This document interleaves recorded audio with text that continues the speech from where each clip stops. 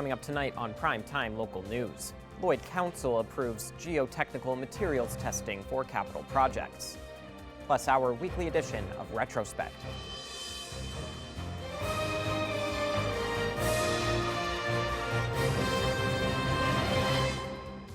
Primetime Local News, serving the Lakeland and Midwest regions.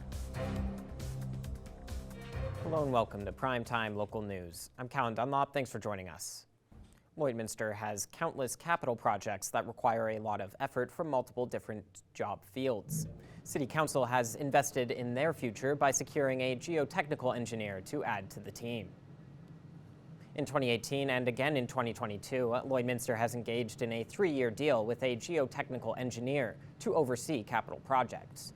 Mayor Albers explains how the role aids in developments in the city. Involves everything from the sub-base and determining what's underneath the ground that we think is there, but we need to absolutely be crystal clear. How much clay is there, how much topsoil was not removed potentially in the last job or was left there from that perspective, how much aggregate is below the actual asphalt that we're repairing. The 3-year plan is maximum in length of time for the standing offer agreement and is estimated to cost the city over $700,000. And with that information, they're able to give direction to our engineering team saying, based on what we're seeing in the geotests at the front end, this is what we recommend, working with our engineering and the planning there, followed by, at the end of the day, once asphalt is laid, the gravel's laid, the clay is being compacted, they'll come out and do various tests throughout the process to ensure that all the parameters are met. So it's very important. Council is anticipating renewing the contract at the end of 2028. The Lloydminster Rotary Club held their weekly meeting today with 2 special guests from the Spark Foundation. Dan Rugama and Catherine Ford each took to the podium to discuss their Volunteer Impact Program, which allows individuals to make a difference in the lives of women and children. Many youth are dropping in, so we have I would say maybe an average of 40 youth per night dropping in, taking part in our programs. We have a hot meal program and just lots of activities and support for the youth in the community. The Rotary Club also made a generous $10,000 donation today to the Spark Foundation, which will help with the costs of caring for youth in the community. We also support youth who are, they could be experiencing adversity, or they're really looking to just have great experiences and build their capacity as they move forward with their lives. If anyone is looking to volunteer through the Spark Foundation, they can contact Dan directly on the sparkloydminster.ca website. It's now time for This Week in Retrospect. Here is our Nick Hott.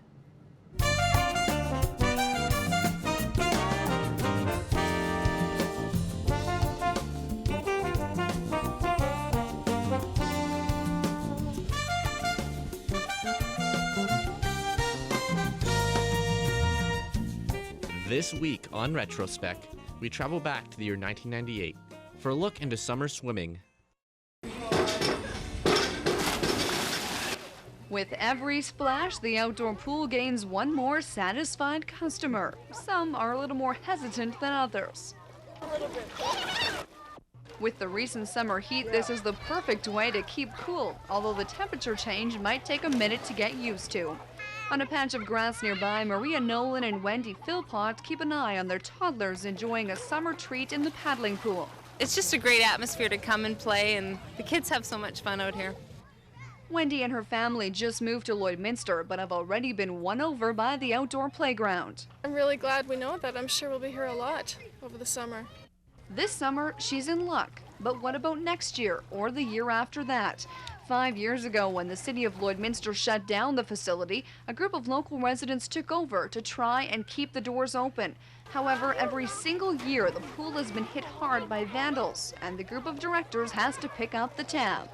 Anything that gets broken, we're responsible for it. Like, the city will come in and fix it, but we have to pay for it. So it makes it unfortunate because we're on a very, very tight budget. We're here just to have the pool open to the public. The site is gradually getting a new paint job to try and spruce up the aging facility. but the upkeep and maintenance of the pool is expensive. This year, the city raised the pool's yearly operating budget by $7,000. But windows keep breaking, concession supplies and pool toys are stolen. Just weeks before the facility opened for this season, someone opened several valves at the pool, flooding the basement, causing $1,000 in damage. Well, if it keeps up, we don't have the resources or the money to pay for it, and therefore the pool wouldn't stay open. They're ruining the pool and then we'd have to close it down. It's destroying the swimming pool, and there's lots of people who like to come here, and we would like to keep it clean. Bud Miller swimming pool is a very nice pool, but in the summer, you want to be outside. So I really think it's a valuable thing to have in the community. The mothers hope their children will be able to enjoy many bright sunny days here, just as Maria did. I started at this paddling pool. Half of the people in Lloydminster grew up at this pool, and we just need to have it and to keep it open. Every time we come out here, I think I can remember myself sitting on the top of that little fountain there, or I can remember lining up at 1 o'clock waiting for the pool to open. We'll keep coming as long as we can. Next, we jump forward to the year 2001 for a look into a charity event for Tim Hortons Camp. I think it's an excellent idea. It's giving underprivileged children a chance to go to camp. That's why we came. Kids of all ages came out to buy a coffee and send an underprivileged child to Tim Hortons Camp in Ontario. We get to go to. Both of Lloydminster's Tim Hortons have been overrun with customers asking for double doubles and French vanilla coffee. By the end of the 24-hour money-raising blitz, the stores hope to raise over $5,000 and $3.5 million nationally. All of our coffee proceeds go to fund the children's camp. I can help out send some kids to camp, and by my purchase here, then I'm more than happy to come in and do that. There was even entertainment on hand, such as clowns, a donut toss, and dunk tank. And with so many customers flocking to buy a coffee, CKSA stepped up to help. This is our final. Yeah, the news hour final free. We may have not known what to do. Not allowed. It's outrageous. But we sure tried. Oh, they don't like that either. Luckily, there were other more experienced volunteers on hand. My wife and I come here all the time. They call us Grandpa and Grandma McLean. Are you having fun helping out? Oh, yes. We did this last year. We helped out. So excellent. It's fun. Proceeds from today's coffee sales will send 2 Lloydminster children to Tim Hortons Camp, and next year that number will rise to 4 lucky kids here from the border city taking part. Jennifer Palma, NewsHour. And that's all she wrote for this week of Retrospect. Retrospect is brought to you by Webb's Machinery. Find New Holland products at Webb's Machinery, your dealer in Vermilion, Vegreville, Lamont, Wainwright, St. Paul, and Consulate.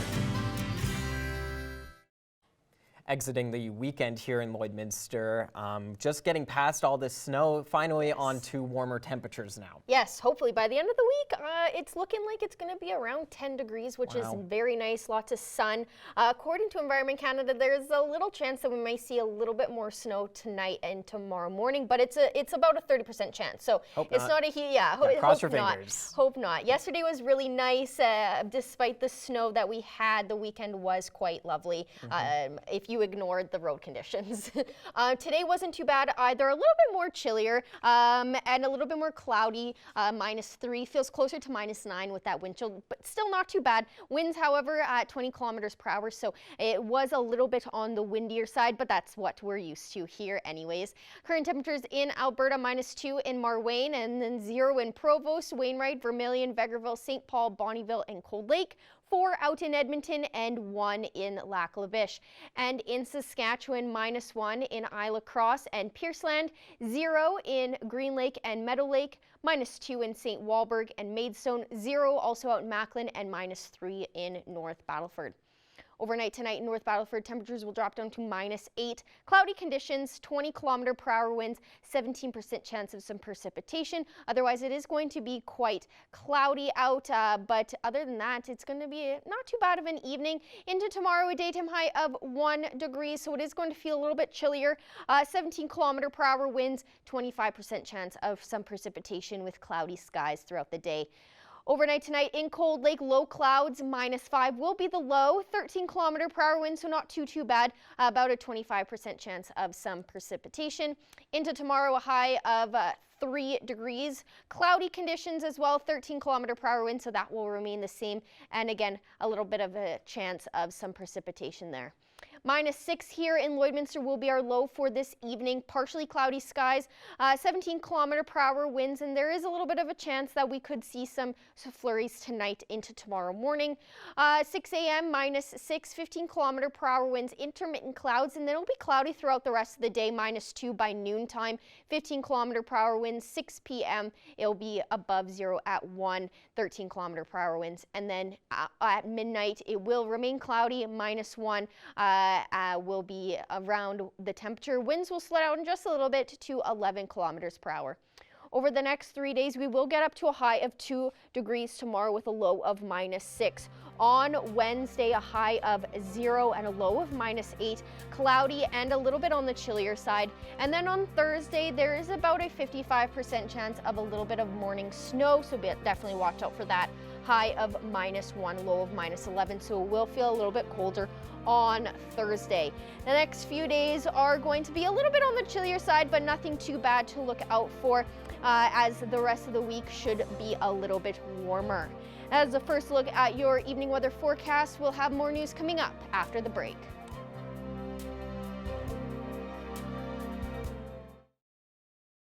Green Shirt Day is coming up, and 2 members of the Lloydminster Lions Club are ambassadors promoting the cause. Stacey Comer has more.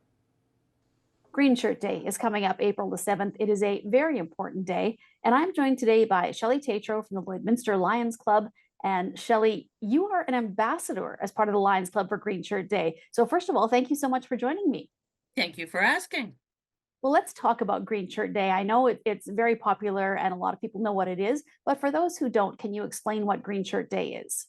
So Green Shirt Day started back after the Humboldt bus crash, which most people know about.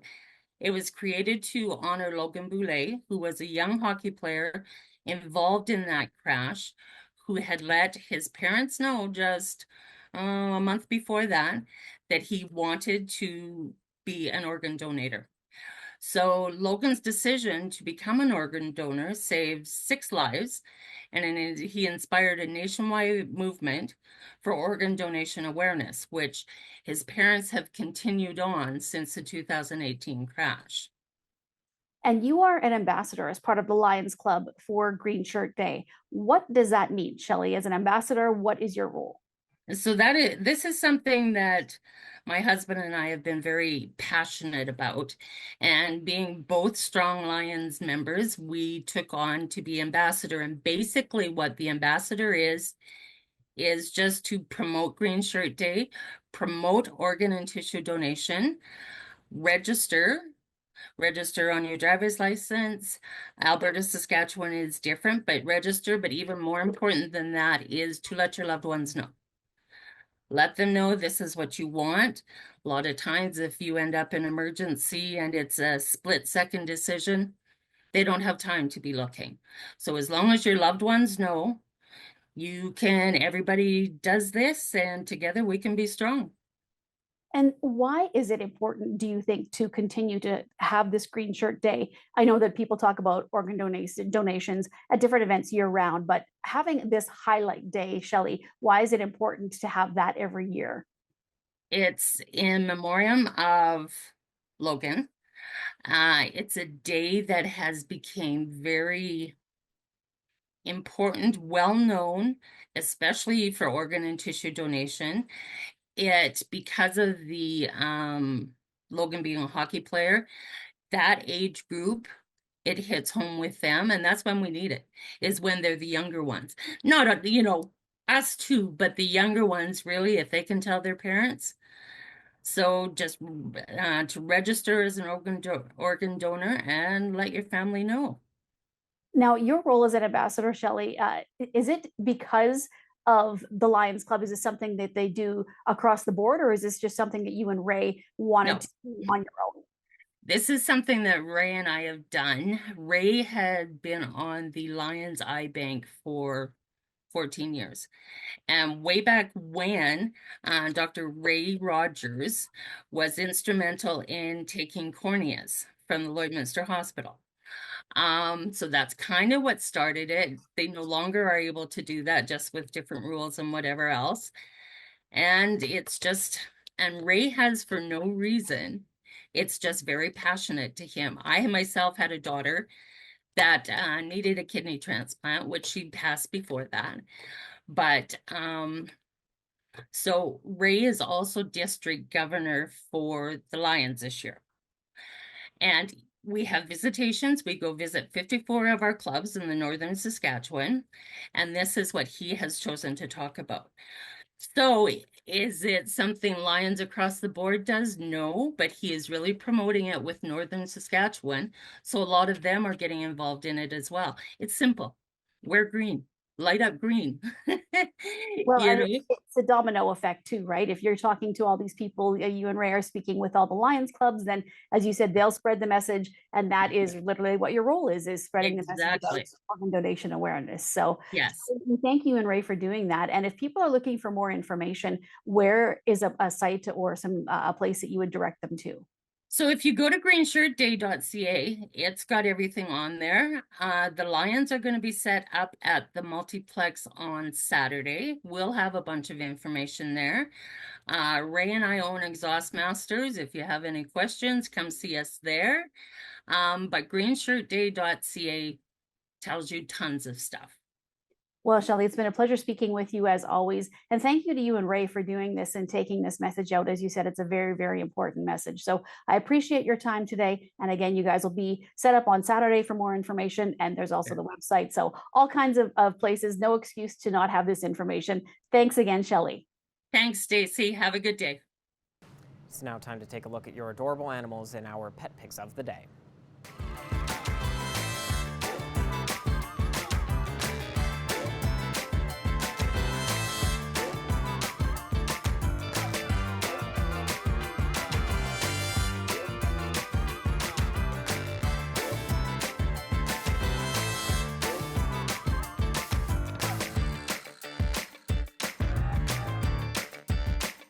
Send photos of your pet and their name to have them featured on Pet of the Day.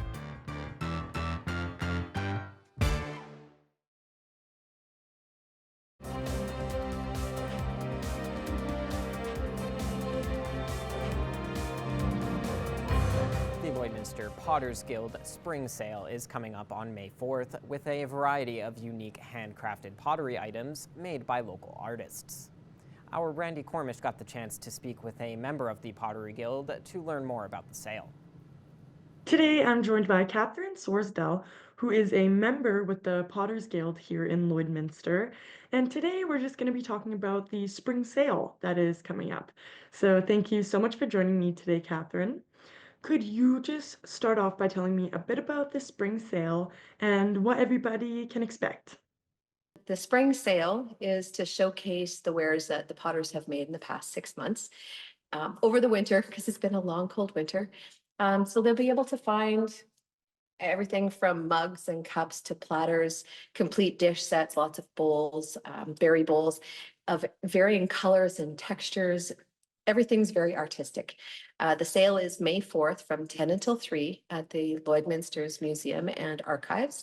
And this year, we have grown as a guild, and we have more members. So now we need 2 rooms to showcase our wares. And there'll be the guild, the studio room, and the art room, actually, that's at the front door. So make sure that you go to both rooms to see everything. But basically, it's the sweats of the labor. It's the fruits of the labor, I guess. Yeah, awesome. And then, yeah, is this an annual event or is this the first year this has been done? It's an annual event. From what I understand, I've only been a member for 2.5 years. That this is the 3rd year running for May. I think they've always done a December one, but the spring one, it's an annual affair. Okay, awesome. And then, yeah, do people need to get tickets for the event? And where is the event located for people that aren't aware? So there is no entry fee to come into the event. The event is located at the Lloydminster Museum and Archives. That's on Highway 16 heading east, before you head out of town, I guess. And it's May 4th from 10 till 3. Please bring bags if you can, bags or boxes, however you wish to carry your things. It's appreciated when people bring their own bags. Yeah, awesome. And then, yeah, will the artists actually be there, or will their items just be there? Oh, the local artists will be there. They'll be the ones displaying and showcasing their wares. They can explain how they made the items, down to if you would like an item but in a different color, they can say, oh, well, I can make that for you. So you can actually order some things as well. And yeah, what do you believe makes this event unique or different compared to other events? Pardon me. It's unique and different because it's showcasing local artists.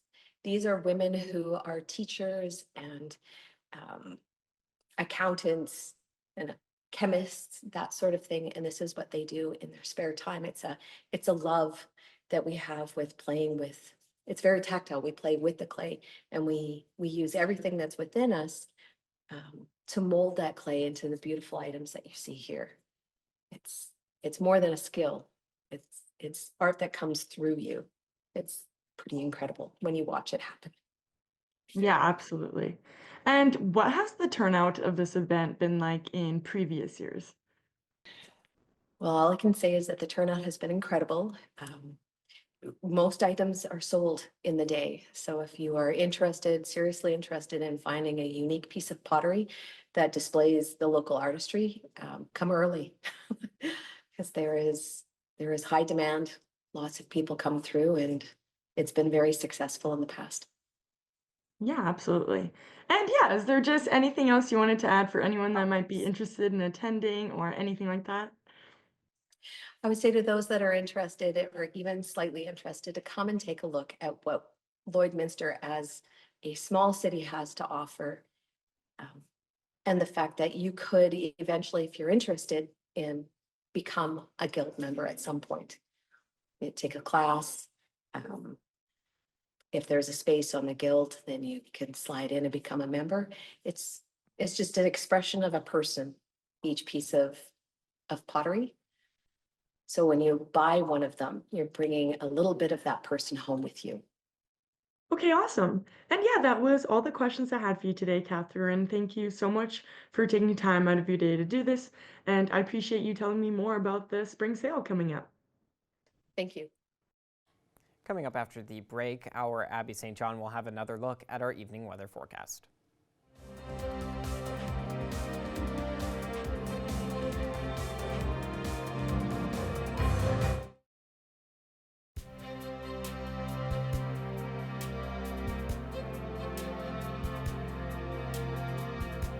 Taking a final look at our weather forecast, it's -3 here in Lloydminster, so a little bit of more of a chillier day out.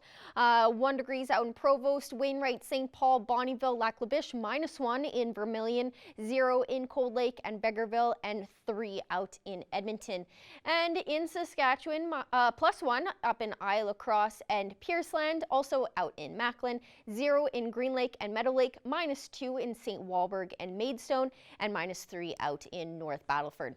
Overnight tonight, North Battleford temperatures will drop down to -8 for the low. Cloudy conditions, 20km/h wind, so it is going to be on the chillier side with that wind speed.